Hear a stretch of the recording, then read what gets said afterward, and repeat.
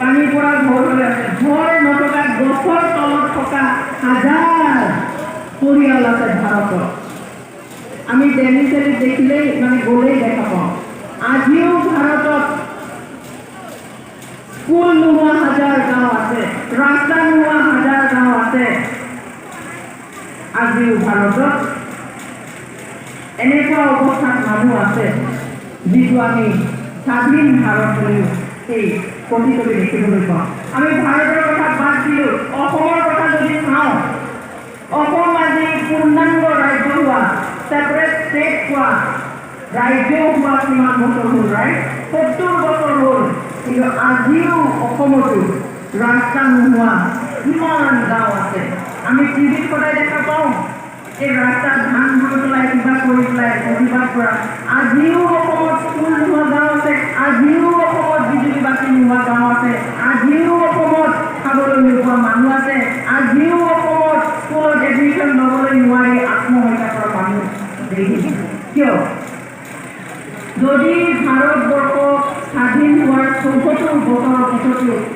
সম্পূৰ্ণৰূপে উন্নয়ন কৰিব নাই, সকলোকে ঘৰ দিব পৰা নাই, সকলোকে চাকৰি দিব পৰা নাই, সকলো গাঁৱতে স্কুল, ৰাস্তা বা বিজুলী কাটি দিব পৰা নাই, অসম যদি আজি পূৰ্ণাংগ ৰাজ্য পোৱাৰ ৭০ বছৰৰ পিছতো সকলো গাঁৱতে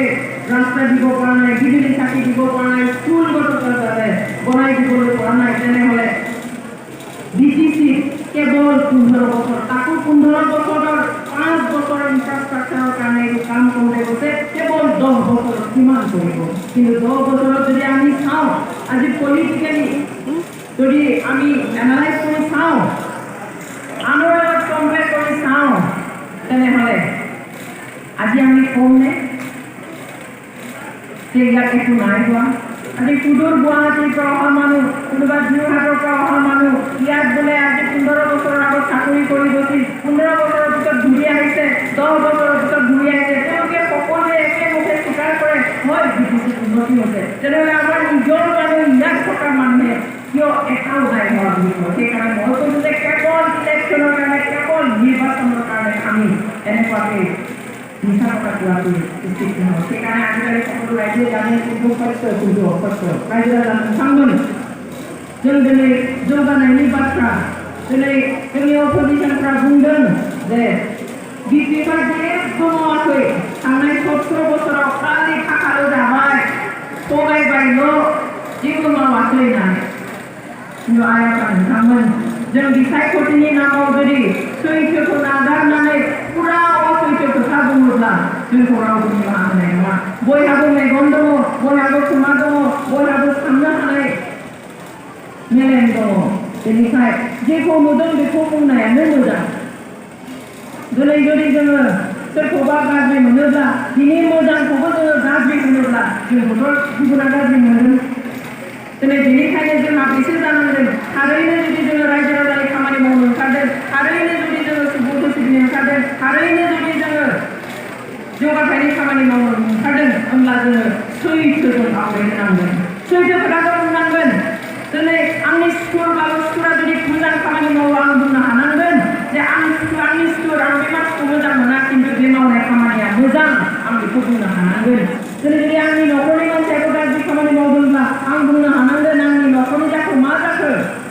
बे खामानिखौ आंनि न'खरनि मानसियानो गाज्रि मावबाय, बेखौ आं बुंनो हानांगोन। आरो अब्लासो मानसिया जोंखौ नाजावगोन। नङाब्ला ओरैनो बुंनांगौखाय जों बुंबाय थायोब्ला जों बेजों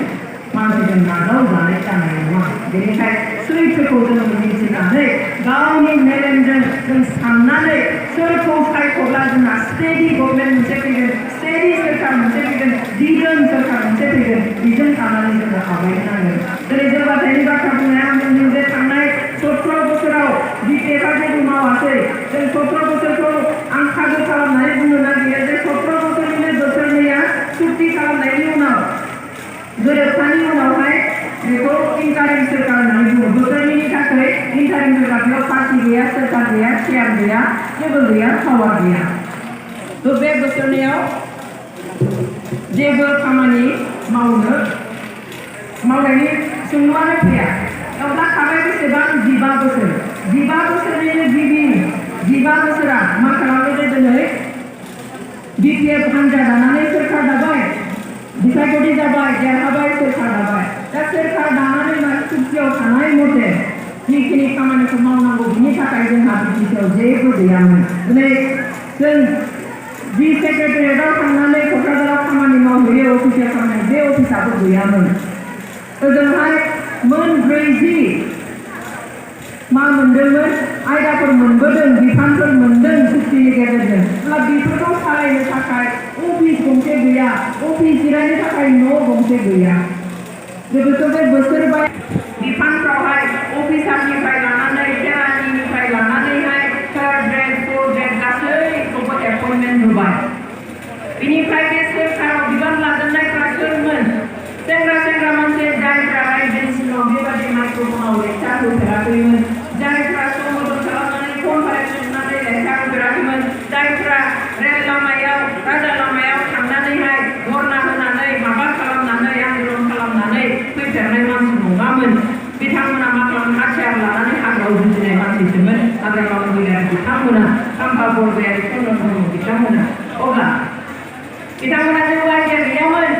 उन्दै बैसोआबो बेसेबां सोरहाबा 25 बोसोर सोरहाबा 28 बोसोर खोब बारा 32-30 बोसोरनि सेंग्रा मानसिफोर आरो गुबुननिफ्राय एक्सपिरियेन्स गैयामोन गासै बेबस्थाखौ सोलोंनो थाखाय सिस्टेमखौ बुजिनो थाखाय इनफ्रास्ट्राक्चार बानायनो थाखाय बे अफिस बिफानफोरखौ गायसननो थाखायनो 5 बोसोरा सोलोंथाइ खमजों थेवब्लाबो जोङो बे 15 बोसोरनि 5 बोसोरखौ दानबाय अब्ला बेसेबां थाखो 10 बोसोर बे 10 बोसोराव बेसेबां मावनो आइफोरा मावदों थेवब्लाबो जोंखौ मावद्रायाखै होनना बुंनो हाया थांनाय बोसोरावहाय एमपि इलेक्सन समाव आंखौ इउपिपिएलनि दानि आफादगिरि आरो गोदोनि आफादनि आफादगिरि माननीय प्रमोद बिथाङा आंनि न'आव थांनानै आंखौ इउपिपिएलनि थाखाय केम्पेइन खालामनो इलेक्सनाव फोसावनो थाखाय लिंहैदोंमोन जरानि बिथाङा आरो प्रमोद बिथाङा आं फैदोंमोन आं बे समावहाय मोनसे बाथ्रा बुंदोंमोन आरो बे बाथ्राखौ दिनै बिथांमोना रायजोनि सिगाङाव बुंना होनो नागिरो जे ओरैबा ओरैबा ओरै नङा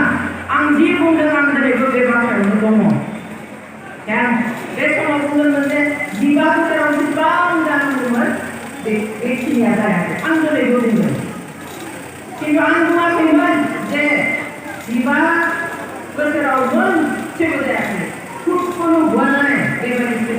आं जेबो जायाखै लाखिख' होननानै आं बुङाखैमोन आं बेखौ दिनैबो बुंनो हाया कारन जों नुदों दिनै बेफोरनो जादों लामा जादों आं दहाय बुंदों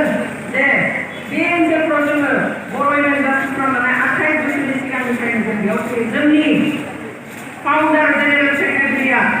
गोजोनिया बाक्सानि नोंथांमोननि बे ओनसोलनिमोन बेवहाय जों फैयो जि समाव साइकेलबो खारा गारि गुराखौ बा साइकेलबो खारोमोन लामाफ्रा जायनि थाखाय साइकेलाव केरियाराव एसां गाज्रि लामा आं सालायनो हायि आं केरियाराव ज'बोमोन उनथिंजाय जनानै थांनायावहाय मा जादों आथिं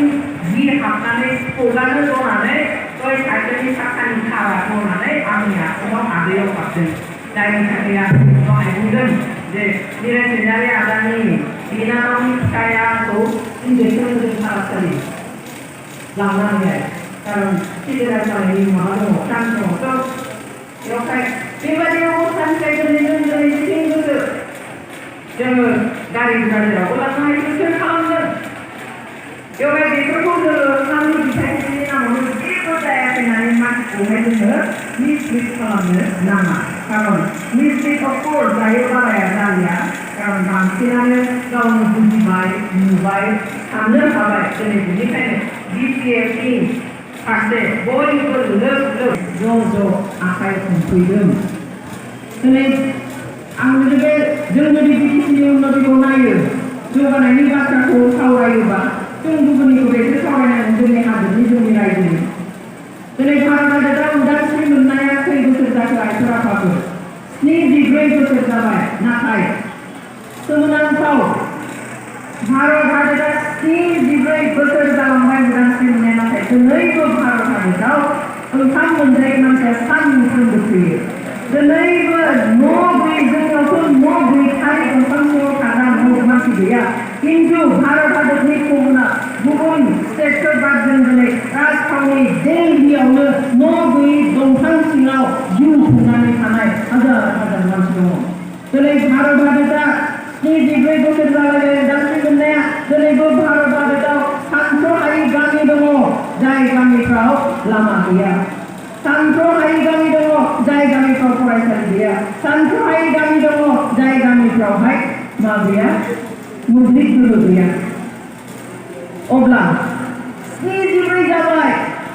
उदांस्रि मोननायानो दिनैसिम मानो होजोबनो हायाखै बेवहाय जों बेखौ मिथिनांगोन जे जेरावबो कुनु प्रशासनाबो बेखौहाय 100% जौखोन्दो रावबो मा खालामनो हाया जौगाहोनो हाया आसामनि बेलायाव आसामा आलादा रायजो मोननाया बेसेबां बोसोर जाखो आइ आफामोन आसामा आलादा रायजो मोननाया 70 बोसोर जाबाय 70 years बे 70 बोसोर जासेयावबो दिनैबो आसामाव लामा गैयि गामि दङ जों टिभियाव बयबो नुयो माइ गायलायलायनानै प्रटेस्ट खालामो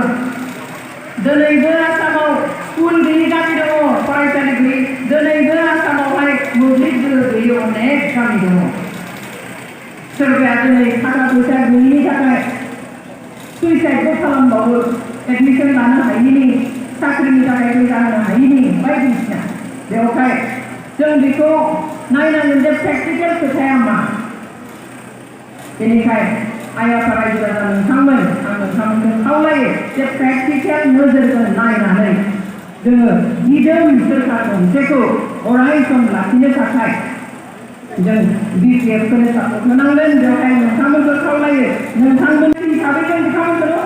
हमदों बहाबा इनायै मानसि गावथारदों बहाबा माबा मोनसे घटना जादों जों बिनि थाखाय नोंगौ बे समाव जिहेतु BPFआ सोरखारावबो जों हमगोन बे जेबो गिदिर खोथा नङा दिनै सोरबाया बुंनो नागिरो बिनि सिगाङावबो थांनानै दिनै BLCनि मानसिफ्रा BPF जाबाय सोरबाया एक्सपेक्टर BPF माबायाव दङ BLCआव दङ खिन्थु दिनै BLC गैलिया खिन्थु दिनैबो बेखौनो थांनानै बुंनो नागिरो जे NDF बेखौ BLCफ्रा नुदोंसो गावथारोमोन दिनै बेयावनो अनजालिया दैमारिया थांबाय खोथाया बोरै जानो हागोन जुदि जों बुङोब्ला बर'नि गेजेराव सोरखौ गावथाराखै सोरखौ होसोआखै जों जुदि रायखांजोबो रावबो बारग'आ नंगौ BLCआबो गावथारनो हागौ NDFखौ आसुआबो होसोना गावथारनो हागौ दिनै आसुजों माबाजोंहाय PTCआव जोंबो जालांदों NDFजों BLCजोंबो जादों आंखि रायजो राजाफोर NDFखौ गावथारनाय जादों सोरजों जायाखै गोलाव सम जेब्ला 60 बोसोर 70 बोसोर मोनसे जाथिया जेब्ला संग्राम खालामो गावनि थांना थानायनि थाखाय बे समफ्राव गावनि समाजाव गावनि हारियावबो माखासे जानानै घटनाखौ जायो जों बेखौनो गोसोआव लाखिबाय थागोन नामा बेफोरखौ गासैबो बावनानै सिगाङाव आवगायनोसै निमाहा होलायलायनोसै ज' जानोसै होननानैनोथ' जोङो BNCखौ दादोंमोन आरो बे BNC दानायनि उनाव जोंनि गेजेराव जा बिदा फंबाय नेरलायलायनाय गावथारलायनाय बुथारलायनाय होसोलायनाय बे बन्द जादोंमोन बेखौ सोरबा आर्मि अफिसार पुलिस अफिसाराबो बेखौ गनायदोंमोन जों मा सिगाङाव थांफिनगोन नामा दिनै NDFनि सिगां मुंसुमखौ सोर बुथारनाय दाख्लै बावैसो NDFनि फाउन्डार जेनेरेल सेक्रेटारि गोदोनि जायहा बे घटनायाव बुग्लिजानानै जेने थेने थांना थानाय बे दाख्लै बावैसो इन्टारभिउ होदों प्रथम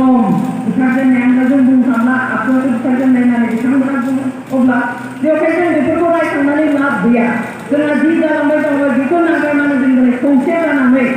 शान्ति लाबोनानै जोङो जौगाथायनि खामानि मावनायसो जोङो सानदों आं दिनै मोनथाम बेकग्राउन्डनिफ्राय फैनाय मानसि आं समाजारि खामानि मावग्रा आं सासे बिमा आं सासे फोरोंगिरि बेवहाय आं बे मोनथाम बेकग्राउन्डनिफ्राय फैनाय हिसाबै आंखौ मालाबाबो गाज्रि खामानि मावनो सोरखौ निमाहा होआलासिनो थानो गुबुननि इनाय मावनो आंखौ मालाबाबो बुङा आंनि बे जि बेकग्राउन्ड सासे बिमा हिसाबै आंखौ मालाबाबो फोरोङा सासे फोरोंगिरि हिसाबैबो आंखौ बेबायदि खामानि मावनो मालाबाबो फोरोङा बेवहाय गासैखौबो जोङो निमाहा होनानै जों खौसेयाव थांनाय बाथ्राखौबो साननांगोन दिनै खस्थ'खौथ' गासैबो खालामदों आंबो गावथारनो नागिरजानाय कलेज मोखाङाव जों बेफोरखौ दिनै नागिर जोङो माबागोन नामा दिनै आंनि आबौखौबो न'आवनो गावथारनानै गालांदों जों मिथियो सोर गावथारनाय थेवब्लाबो जों निमाहा होनानै बिथांमोनजोंनो जिरायदों खामानि मावदों जों हमथाबाय थादों नामा जोंनि न'खरनिख्रुइ जोंनि गावनि पार्सनेल बाथ्रानिख्रुइ जोंनि हारसिंनि न'खरनि दुखु खस्थ'निख्रुइ जोंनि हारिया दिनै बांसिन अलखद समाव दङ जों बेखौ साननानैसो जोंनि ओनसोला बांसिन इम्पर्टेन्स मोननांगौ बेखौ साननानैसो जों दिनै ग्रेटार इन्डियानि थाखाय गासैखौबो मावनानैहाय जोङो शान्ति आरो खौसेखौ जों नागिरदों आरो बेजोंनो दिनै जा BPFनि मट्ट' बेजों जों बयबो आवगायलांनो हागोन होननानै आं आसा खालामो आरो नोंथांमोनाबो बेखौ बयबो फोथायो आरो बेनिखायनो दिनै बेयाव बयबो ज' जाफैदों आं बेनिखायनो नोंथांमोनखौ साबायखर बावो दिनै आं NDFनि जा एकर्ड थांनाय जि पिस एकर्ड बे पिस एकर्डनि बागै आं बांद्राय बुङा खिन्थु बेखौ बुंगोन जे NDFआ सावरायनानै फाइनेल जानो गोनां जेरावहाय চুক্তি जाथारो আমি যদি ঐক্যভাৱে থাকো তেনেহ'লে শান্তি আহিব আৰু শান্তি আহিলে আমি ওপৰত যাব পাৰিম অৰ্থাৎ আমাৰ উন্নয়ন হ'ব সেইটো আমি বিচাৰোঁ কিন্তু কিছুমানে বিচাৰে যে আমি শান্তিৰে নাথাকো আমি সদায় কাজিয়া পেচাল কৰি থাকো আমি সদায় ইটোৱে সমালোচনা কৰি থাকো পুৰণা কথাবিলাক কৈ পেলাই আৰু যেন কিবা ভুল গ'ল মানুহ বাটে ভুল হয় ঘৰতো কাজিয়া হয় হাজবেণ্ড এণ্ড ৱাইফ যদি কাজিয়া হয় সেইটো আকৌ ভাল হৈ যায় আৰু যদি সেই আগতে কাজিয়া কৰিছিলোঁ সেইটোকে লৈ যদি সদায় আমি কথা পাতি থাকোঁ তেনেহ'লে শান্তি নাহে সেইকাৰণে শান্তি আহিবলৈ হ'লে আমি পুৰণা কথাবোৰ পাহৰিব লাগিব আৰু সেইকাৰণে আজি আমি BPFত থাকি সকলো কথা পাহৰি আমি কেৱল শান্তি কেৱল ঐক্য আৰু কেৱল উন্নয়নৰ কথা আমি আজি চিন্তা কৰিছোঁ दिनै जोंनि बर'फोरनि गेजेराव स्पेसियेलि गोजान खोथा बायदिसिना बुङै दिनै डाइभार्ट खालामनो नागिरगासिनो दङ नाथाय बेफोरखौ जोङो खोनानानै जों दुखु मोनदों दिनै बर'आ मा शान्ति लुगैया नामा आवगायनो नागिरा नामा खौसेखौ लुगैया नामा दिनै अनजालि दैमारिया BPFआव हाबनाय लोगो लोगो मा होनदों ओइ गोदोआव मुगाव ओरै बुंनाया मा जाखो हाग्रामा महिला बिथांखौ BPF सोरखारखौ ओरै बुंनाया मा जाखो आरो जेब्ला सोरबाया